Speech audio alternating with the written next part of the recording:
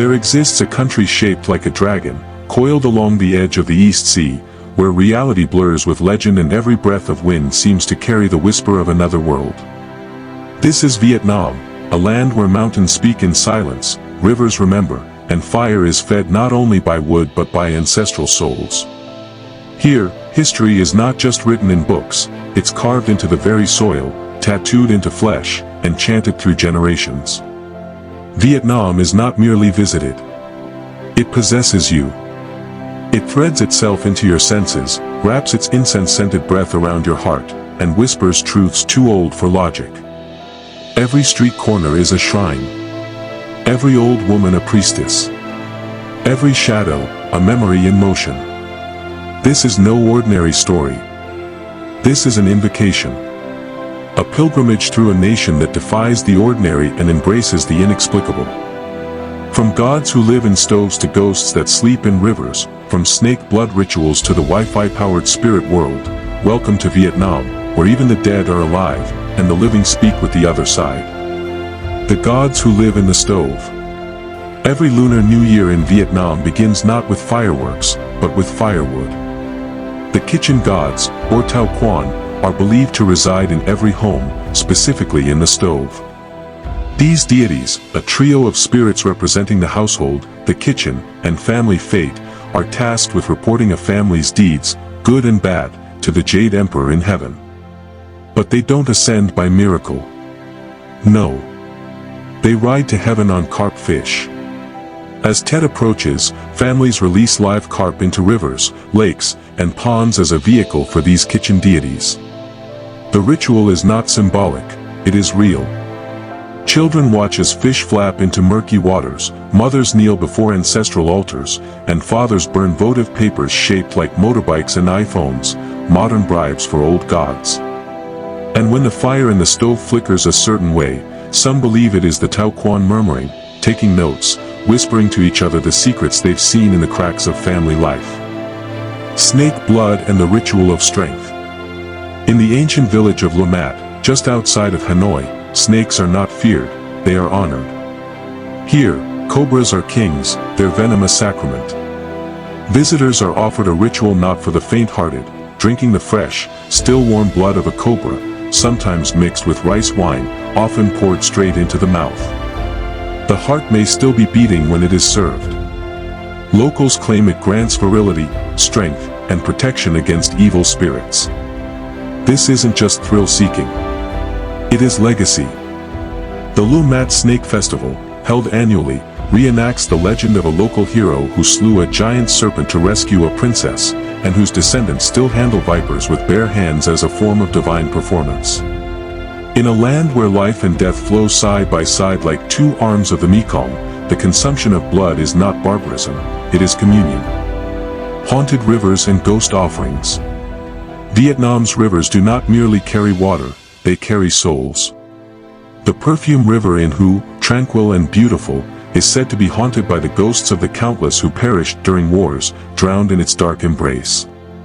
During the Vu Lan Festival, families float paper lanterns down these rivers to guide wandering spirits. Food, paper money, and incense are offered on the banks, not just to ancestors, but to the unclaimed dead, the souls with no descendants to mourn them. Superstition runs deep. Never call out someone's name at night by the river, lest you draw a spirit's attention. Never swim during certain lunar dates. And always give the first bite of food to the air, for the ghost beside you might be hungry too. Spirit mediums and the Mother Goddess. Enter the world of Len Dong, Vietnam's spirit mediumship ritual, part of the worship of the Mother Goddess, Dao Mao. In candlelit temples, men and women become living vessels for deities, possessed not by demons, but by sacred spirits. Clad in extravagant robes and golden crowns, mediums dance, chant, and hurl offerings, sometimes laughing wildly, sometimes weeping like children. The spirits they channel range from imperial generals to female warriors, from mountain princesses to sea queens. Music is sacred. Drums beat like the heart of the divine. The medium, now someone else entirely, smokes, drinks, throws candy and cash into the crowd. The audience doesn't just watch, they enter trance, 2. For a moment, everyone is between worlds. It is said that the spirits choose the medium, not the other way around. Once chosen, you cannot refuse. The spirits will find you. The digital afterlife and Wi-Fi offerings. In modern Vietnam, the dead want more than incense. They want data plans. Markets now sell votive offerings shaped like smartphones, laptops, tablets, even Wi-Fi routers, made of paper, designed to be burned for the deceased. The belief? That loved ones in the afterlife need connection. Not metaphorically, literally. This convergence of tech and tradition is stunning. A funeral pyre might include a Gucci handbag, a gold credit card, and a Samsung Galaxy. All paper. All ash-bound. All meant to bring comfort in the next world. Cyber cafes still thrive, but not all the patrons are living. Families sometimes bring photos of deceased sons or grandfathers and set them beside a computer screen, letting them watch their favorite soccer match or Facebook feed one last time.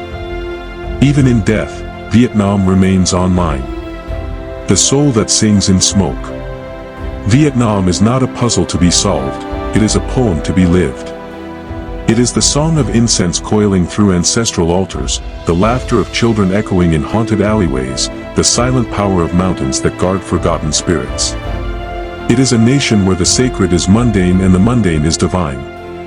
Here, time folds in on itself.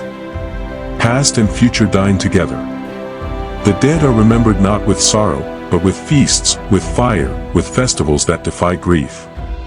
The old gods have not left, they've just adapted. They wear modern clothes, live stream ceremonies, and whisper through smartphones as well as banyan trees. To know Vietnam is to surrender.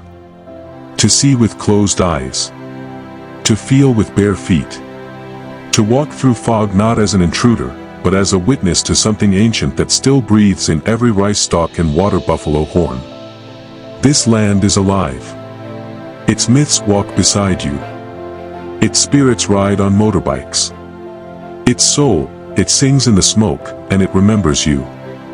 Vietnam is not just a country. It is a living spirit. And once it touches you, you are never truly the same.